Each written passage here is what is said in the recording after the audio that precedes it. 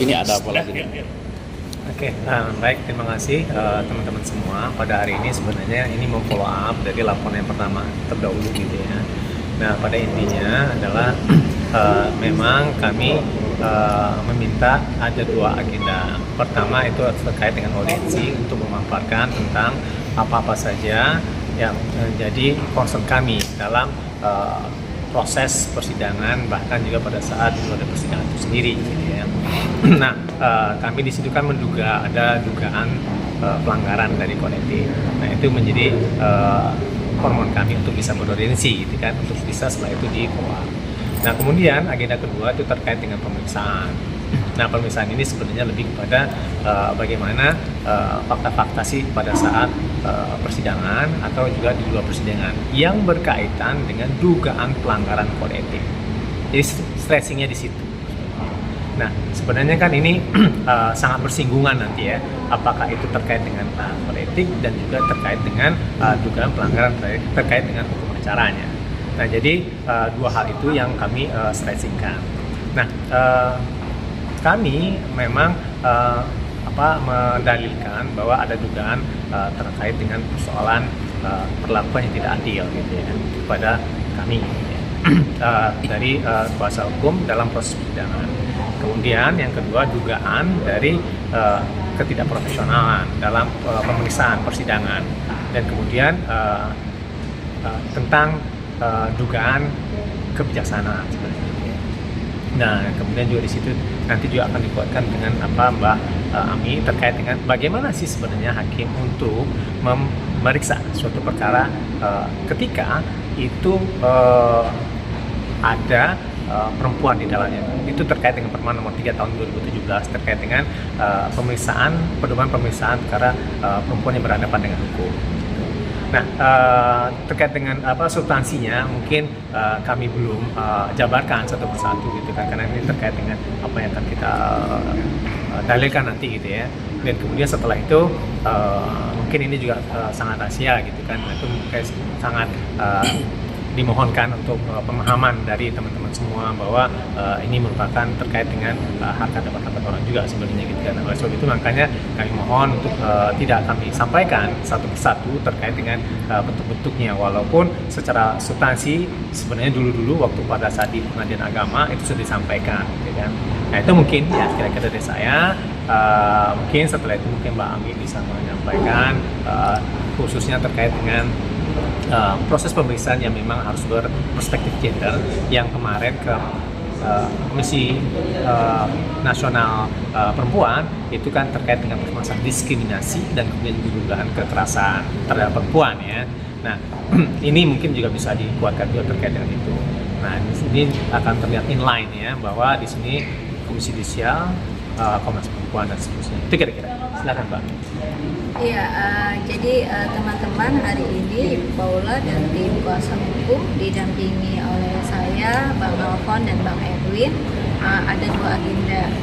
Jam 10 sampai jam 12 Komisi Yudisial menindaklanjuti permohonan audiensi kami. Kemudian nanti jam 1 sampai selesai akan dilakukan permintaan keterangan terkait laporan dugaan pelanggaran kode etik dan pedoman perilaku hakim. Pada audiensi tadi kami diterima oleh 5 orang staf dari Biro Pengawasan Hakim. Nah, tentu mengapa Ibu Paula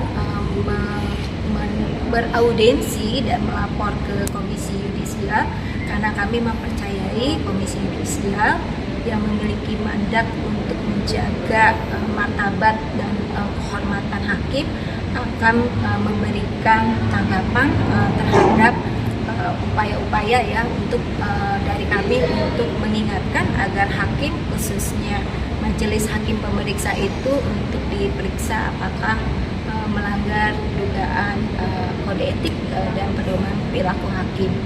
Nah, untuk tadi kami memang sudah menyampaikan poin-poin besar terkait dugaan pelanggaran kode etik, seperti mulai dari berperilaku adil, berperilaku misalkan memperlakukan secara setara, kemudian tidak berpihak dan seterusnya, ya profesional gitu ya. Yang nanti akan ditindaklanjuti atau didalami oleh petugas pemeriksa terkait hal itu. Nah, tadi juga disampaikan bahwa proses laporan di Komisi Yudisial itu selain dari pelapor bisa juga dari masyarakat umum, dan prosesnya akan dilakukan telaah dan pemeriksaan. Jadi tahapan dari pengaduan Ibu Paula ini memasuki setelah administrasi gitu ya, ini memasuki nanti jam 1 itu adalah memeriksa keterangan ya, terkait dengan dugaan tadi. Nah, tentunya kami mengharapkan ini menjadi konsen, termasuk adalah isu perempuan yang berhadapan dengan hukum. Jadi Mahkamah Agung telah menerbitkan Perma nomor 3 tahun 2017 tentang pedoman pemeriksaan perempuan yang berhadapan dengan hukum. Siapa perempuan yang berhadapan dengan hukum? Yaitu perempuan yang menjadi tersangka, terdakwa, saksi, korban, dan para pihak. Para pihak di sini kan artinya juga perempuan yang menjadi pemohon, termohon, penggugat, tergugat gitu ya. Nah, dalam konteks ini Ibu Paula adalah termohon dan penggugat rekonvensi. Seharusnya majelis hakim menggunakan pedoman itu. Pedomannya apa? Yaitu mempertimbangkan relasi kuasa, mempertimbangkan diskriminasi dan pengalaman perempuan atas kekerasan atau pengalaman diskriminasinya ya. Yang kami lihat di dalam proses persidangan maupun di dalam putusan itu tidak digunakan analisis gender, sehingga kemudian yang mengakibatkan perempuan dalam hal ini Ibu Paula justru tersudutkan ya, dan kemudian mengalami stereotip sebagai akibat dari perilaku maupun langkah-langkah yang dilakukan oleh majelis hakim ataupun juru bicara pengadilan agama. Itu teman-teman. Dan pemeriksaannya akan dilakukan oleh Paula sendiri. Iya, pemeriksaan akan dilakukan kepada Ibu Paula sebagai pengadu dan saksi-saksi yang mengetahui dugaan terjadinya pelanggaran kode etik dan perilaku hakim. Ada berapa saksi mungkin, Bu? Ada. Saksi dari yang saksi ketika sidang? Iya, enggak, saksi-saksi yang mengetahui proses persidangan yang terjadi ya, dugaan pelanggaran itu. Tapi kalau tidak salah memang dari pihak Komisi Yudisial pernah meminta untuk ada saksi dihadirkan juga. Apakah itu termasuk saksi yang di persidangan juga atau beda? Bukan saksi yang di persidangan, tapi saksi yang mengetahui dugaan pelanggaran kode etik. Ya, mungkin saya tambahkan ya, bahwa yang dimaksud saksi-saksi itu memang mengalami mengetahui ya terkait dengan dugaan perilaku pelanggaran kode etik dan perilaku itu sendiri ya. Nah, jadi mungkin kalau misalnya dalam persidangan, karena persidangan tertutup kemarin ya, berarti konflik yang kedua. Dan kemudian yang kedua, kalau misalnya terkait dengan komisi pers, mungkin teman-teman sudah tahu seperti ini ya, terkait dengan itu. Bahkan juga apa yang teman-teman liput ketika adanya komisi pers itu bisa menjadi alat bukti. Jadi pada intinya pada saat ini kami akan diperiksa gitu kan, atau memberikan keterangan terkait dengan apa saja sih yang dialami ketika dalam proses persidangan maupun juga persidangan gitu kan, baik pada saat pemeriksaan di awal-awal ya sampai kepada proses persidangan di tempat gitu. Nah, kemudian juga apa-apa saja yang terjadi dan kemudian apa-apa saja yang disebutkan di situ yang kami nilai diduga melanggar dari pedoman perilaku dan kode etik. Itu kira-kira. Oke. Bang apa sedikit? Mungkin terkait dari dugaan-dugaan yang sudah dikeluarkan atau sudah tersebar belakangan ini Bang, yang sudah lama itu bagaimana Bang? Apakah akan menempuh jalur hukum kah Bang? Oke, nanti kita akan pertimbangkan. Oke, sekarang cukup di sini aja dulu. Nanti kita akan kabarkan kita terkait. Oke? Mengenai status yang kemarin banget ini bakal tersebar di sosial media itu Ya, itu kan kita pertimbangkan dan itu lagi kita analisis. Bukan kita tidak analisis, bukan tidak akan kita lakukan, tapi itu satu-satu. Itu makanya di beberapa media saya katakan bahwa kita akan melakukan tindakan-tindakan terukur. Karena apa? Dari pada saat persidangan sampai detik ini, kami masih mempertimbangkan, berbicara sangat hati-hati, karena kami ingin menyampaikan bahwa kedua orang tua atau para pihak di persidangan ini adalah orang baik.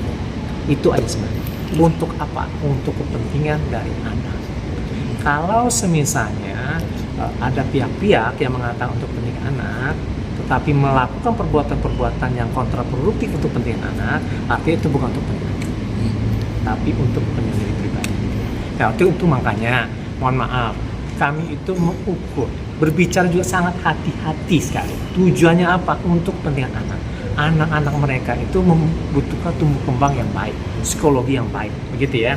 Karena efeknya bukan sekarang, tapi efeknya 7-10 tahun ke depan. Mereka akan bertanya pada kami nanti, kok begini sih? Nah, makanya kami mohon izin, gitu kan. Mungkin terlihat pelan, tapi kami pengen terukur, dan itu mendapatkan dampak yang positif nanti. Nah, jadi pendampingan yang berkaitan dengan anak, tantangannya itu. Kalau semisalnya untuk pendampingan advokasi yang lebih keras gitu kan, kita bisa mengumbar, kita dengan cepat mengatakan, bahkan juga dengan standar-standar yang lainnya dengan standar advokasi. Tetapi ini berkaitan dengan anak. Oleh sebab itu makanya kami sangat menjaga dan kami ingin mengatakan bahwa kedua orang tuanya baik. Jadi mohon ya teman-teman ya, kami mohon kali bahwa ini untuk kepentingan anak-anak mereka. Udah gitu aja. Oke. Bang, mungkin sedikit bang untuk draft-draft yang sudah bocor di akun IG Instagram tersebut, apakah akan melaporkan bang? Ya itu nanti kita akan sampaikan ya. Kami sudah memikirkan itu, gitu kan. Dalam artian apakah ini bagaimana, itu bagaimana? Kita sudah diskusi. Di antara kita dari tim udah berdiskusi. Bukan kita belum diskusi, kita sudah diskusi. Tapi kita ingin mengukur dan itu tidak terdampak pada anak-anak. Itu namanya memanajemen ini dari isu sehingga itu tidak terdampak bagi anak-anak. Bukan kami bukan.